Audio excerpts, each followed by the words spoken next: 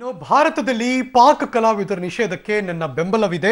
ದೇಶ ಮೊದಲು ನಂತರ ಕಲಾವಿದರು ಅಂತ ಕಲಬುರಗಿಯಲ್ಲಿ ದೊಡ್ಡಮನೆ ಹುಡುಗ ಪುನೀತ್ ರಾಜ್ಕುಮಾರ್ ಹೇಳಿಕೆ ಕೊಟ್ಟಿದ್ದಾರೆ. ದೊಡ್ಡಮನೆ ಹುಡುಗ ಸಿನಿಮಾದ ಪ್ರಮೋಷನ್ಗೆ ಕಲಬುರಗಿಗೆ ಬಂದಿದ್ದಂತಹ ಪುನೀತ್ ರಾಜ್ಕುಮಾರ್ ನೀರಿನ ವಿಷಯ ಬಂದಾಗ ಕೇವಲ ಕಾವೇರಿ ಮಾತ್ರ ಅಲ್ಲ, ಉತ್ತರ ಕರ್ನಾಟಕದ ಸಮಸ್ಯೆಯ ಬಗ್ಗೆ ಚಿತ್ರರಂಗ ಹೋರಾಟ ನಡೆಸಿದೆ. ಯಾವುದೇ ಕಾರಣಕ್ಕೂ ಕೂಡ ಉತ್ತರ ಕರ್ನಾಟಕದ ಬಗ್ಗೆ ಸಿನಿಮಾ ರಂಗ ನಿರ್ಲಕ್ಷ್ಯತನ ಮಾಡೋದಿಲ್ಲ ಅಂತ ಹೇಳಿಕೆ ಕೊಟ್ಟರು. ಈ ಸಂದರ್ಭದಲ್ಲಿ ಪುನೀತ್ ರಾಜ್ಕುಮಾರ್ ನೋಡೋದಕ್ಕೆ ಅಭಿಮಾನಿಗಳು ಮುಗಿಬಿದ್ರು. ಬಳಿಕ ತೆರೆದ ವಾಹನದಲ್ಲಿ ಮೆರವಣಿಗೆ ಕೂಡ ಮಾಡಿದ್ರು.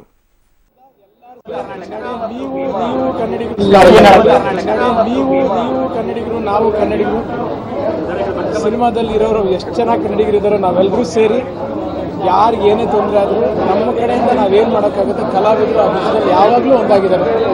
ಈಗಲೂ ಬಂದಿದ್ವಿ. ಚಿತ್ರರಂಗದಿಂದ ಎಲ್ಲರ ಸಪೋರ್ಟ್ ಇದ್ದೇ ಇರುತ್ತೆ. ಚಿತ್ರರಂಗದಿಂದ ಏನಾದರೂ ಬೇಕು ಅಂತ ಹೇಳಿದ್ರೆ ಅಫ್ಕೋರ್ಸ್ ನಾವು ನಂಬಿರೋದು ಈ ಇಂಡಸ್ಟ್ರಿನಲ್ಲಿ. ನಾವು ಕನ್ನಡಿಗರು, ನಿಮಗೂ ಎಷ್ಟು ಇಂಪಾರ್ಟೆಂಟ್ ಆ ವಿಷಯ ನಮಗೂ ಅಷ್ಟೇ ಇಂಪಾರ್ಟೆಂಟ್.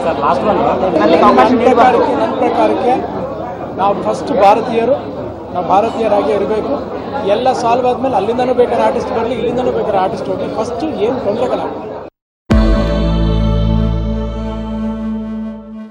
ಇವತ್ತು ಬೆಳಿಗ್ಗೆ ಮೈಸೂರಿನಲ್ಲಿ ಏನಾಯಿತು ಅಂತಂದರೆ 6:30ಕ್ಕೆ ಅಲಮೇಲಮ್ಮನಿಗೆ ಯದುವೀರು ಪೂಜೆಯನ್ನು ಮಾಡಿದ್ರು.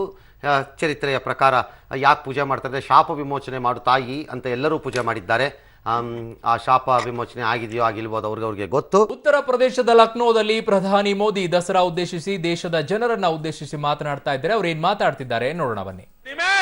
न्याय मिलना चाहिए, किसी भी परंपरा से जुड़े क्यों न हो, किसी भी समाज से जुड़े क्यों न हो, महिलाओं का गौरव करने का ये युग हमें स्वीकारना होगा. बेटियों का गौरव करना होगा, बेटियों को बचाना होगा. हमारे भीतर ऐसे जो रावण के रूप बिखरे पड़े हैं,